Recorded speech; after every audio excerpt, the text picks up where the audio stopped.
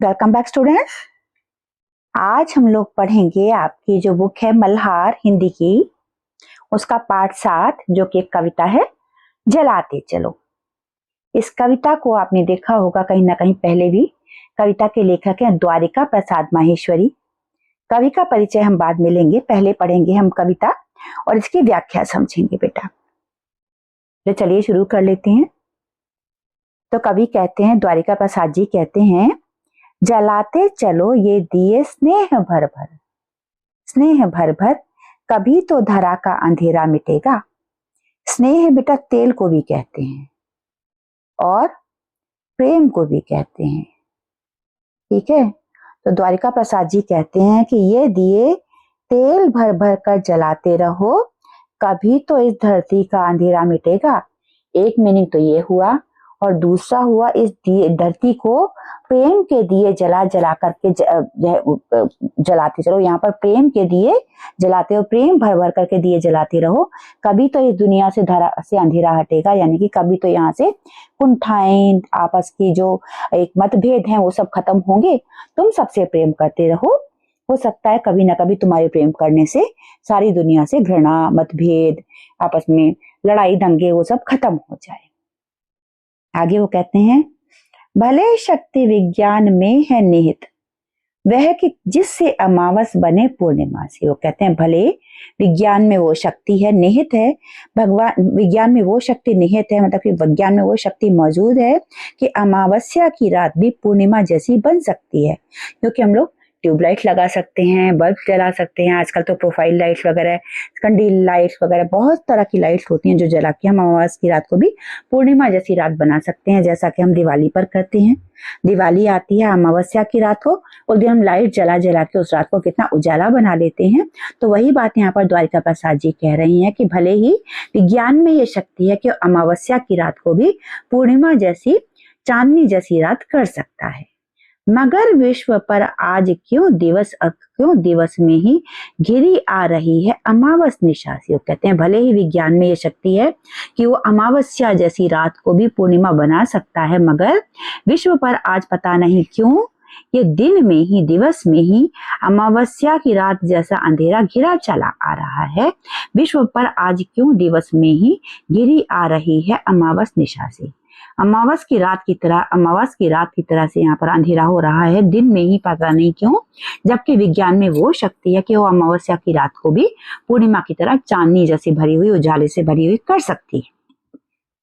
बिना स्नेह विद्युत दिए जल रहे जो, बुझाओ उन्हें यो न पथ मिल सकेगा। वो कहते हैं बिना स्नेह के, बिना तेल के जो है विद्युत दिए जल रहे हैं, इनको बुझाओ, इनसे पथ नहीं मिलेगा, इनसे रास्ता नहीं मिल सकेगा। स्नेह यहाँ पर बेटा भले वो तेल की बात कर रहे हैं, लेकिन भावार्थ छुपा हुआ जो है वो प्रेम की बात कर रहे हैं कि ये बिना स्नेह के जो बिजली के दिए जल रहे हैं, इनको बुझा दो, इनसे ऐसे रास्ता नहीं मिलेगा। यानी कि जो हमारे मनों में प्रेम होना चाहिए वो ना हो करके उसके बिना जो ये दिए जल रहे हैं, यानी कि हम लोग जो एक फॉर्मेलिटी कर रहे हैं आपस में, रिश्तों में एक दूसरे के साथ ऐसे बात करते हैं कि जैसे हमारे अंदर विद्युत हो, जैसे कि हम इलेक्ट्रिक हों, इस तरीके से बात करते हैं, ह्यूमन की तरह बात नहीं करते हैं। ये चीज बंद कीजिए, क्योंकि इससे रास्ता नहीं मिलेगा। आगे कहते हैं, जला दीप पहला तुम्ही ने तिमिर की चुनौती प्रथम बार स्वीकार की थी। जला दीप पहला दीप जलाकर, तुम्ही ने पहला दीप जला करके,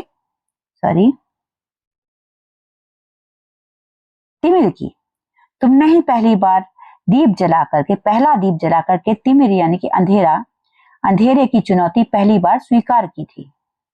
पहला दीप तुमने ही जलाया था अंधेरे के खिलाफ, और अंधेरे की चुनौती स्वीकार की थी।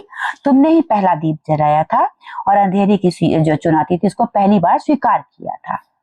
तिमिर की सरित पार करने तुम्ही ने बना दीप की नाव तैयार की थी।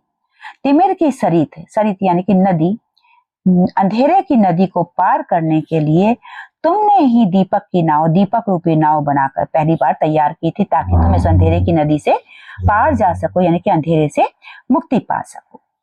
बहाते चलो नाव तुम वह निरंतर। वो नाव जो तुमने बनाई थी, दीपक की नाव जो तुमने बनाई थी ताकि अंधेरे की नदी को पार कर सको, उस दीप को हमेशा, उस नाव को बहाते चलो, उस नाव को हमेशा चलाते चलो, तभी तो तिमिर का किनारा मिलेगा, तभी तो वो किनारा मिलेगा जहां पर जाकर के ये अंधेरा खत्म हो जाएगा। तिमिर कहते हैं बेटे अंधेरे को। तो तुमने जो पहली बार जब अंधेरे को खत्म करने के लिए पहला दीप जलाया था, वो एक तरीके से तुमने अंधेरे की चुनौती स्वीकार की थी कि मुझे खत्म कर सकते हो तो कर दो। उस दीपक रूपी नाव को बहाते चलो, यानी कि जो तुमने दीप जलाया था उसी को बहाते चलो, तभी तो इस अंधेरे से किनारा मिलेगा, इस अंधेरे से मुक्ति मिलेगी।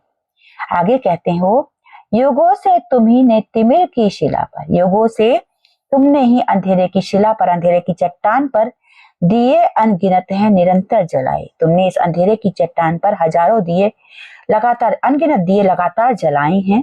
समय साक्षी है कि जलते हुए दीप अनगिनत तुम्हारे पवन ने बुझाए। और समय साक्षी है, समय गवाह है कि जलते हुए तुम्हारे दीप पवन ने, यानी कि हवा ने बहुत बार तुम्हारे बहुत से दीप बुझाए हैं।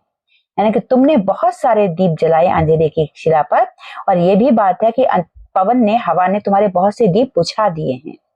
मगर बुझ स्वयं ज्योति जो दे गए वे, मगर खुद बुझ करके जो ज्योति दे गए उसी से तिमिर को उजेला मिलेगा। यानी कि मगर बुझ स्वयं, जो खुद बुझ कर ज्योति जो दे गई हैं उसी से तिमिर को उजेला मिलेगा, उसी से अंधेरे को उजाला मिलेगा, उसी से ये अंधेरा खत्म होगा। क्योंकि जिन लोगों ने त्याग किया, जो खुद खत्म होकर के भी संसार को उजाला दे करके गए हैं, उनकी वजह से ही ये संसार उजाले में रहेगा। दिए और तूफान की ये कहानी चली आ रही और चलती रहेगी। दिए और तूफान की ये कहानी चली आ रही है और चलती रहेगी, यानी कि दिए जलते रहेंगे, तूफान आते रहेंगे, उन दियों को बुझाते रहेंगे। ये कहानी चलती आ रही है और आगे भी चलती रहेगी।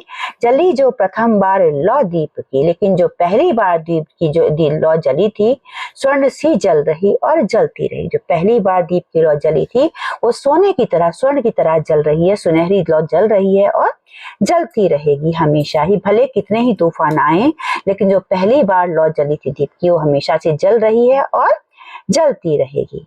रहेगा धरा पर दिया एक भी यदि, कभी तो निशा को सवेरा मिलेगा। वो कहते हैं अगर दिया पर, धरा पर, इस धरती पर, धरा यानी कि धरती पर एक भी दिया बाकी रहा, कभी तो निशा को सवेरा मिलेगा। तो इस धरती पर अगर एक भी दिया बाकी रहा, एक भी दिया बाकी रहा, किसी एक के भी मन में उम्मीद बाकी रही, तो कभी तो निशा को सवेरा मिलेगा, कभी तो इस रात को सवेरा मिलेगा, कभी तो ये रात खत्म होगी और सवेरा आएगा।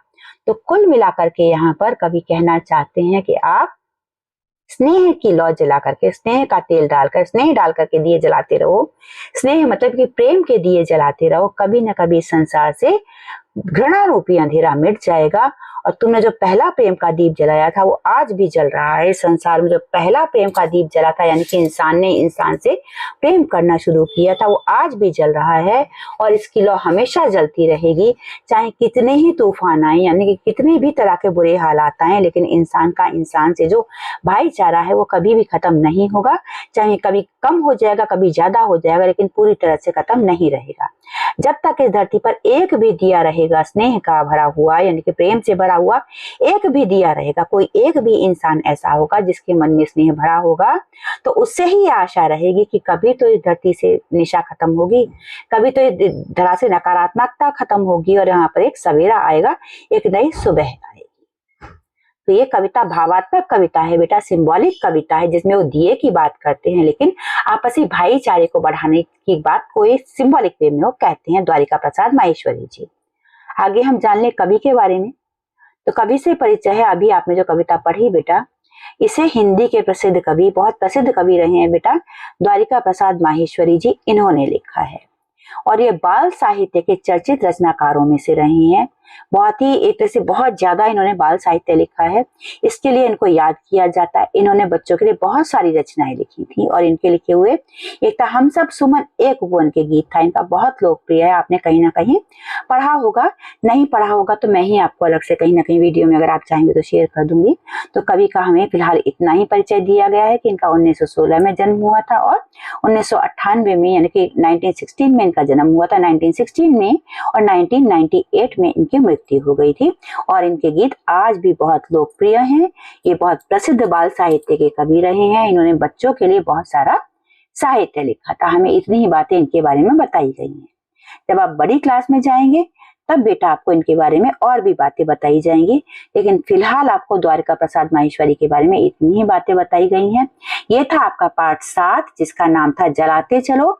ये आपकी जो NCERT की हिंदी की नई किताब आई है जिसका नाम है मल्हार क्लास 6 के लिए, उसका NEP के अकॉर्डिंग जो बुक आई है उसका पाठ 7 ये था बेटा। आई होप आपको अच्छी तरह से समझ में आ गया होगा। किसी को कहीं कुछ डाउट है तो आप लोग बेटा पूछ सकते हैं कमेंट सेक्शन में। और अगर पसंद आ रहा है, आपको समझ में आ रहा है, तो बेटा चैनल सब्सक्राइब कर लीजिए। Have a great day ahead. जय हिंद, जय भारत।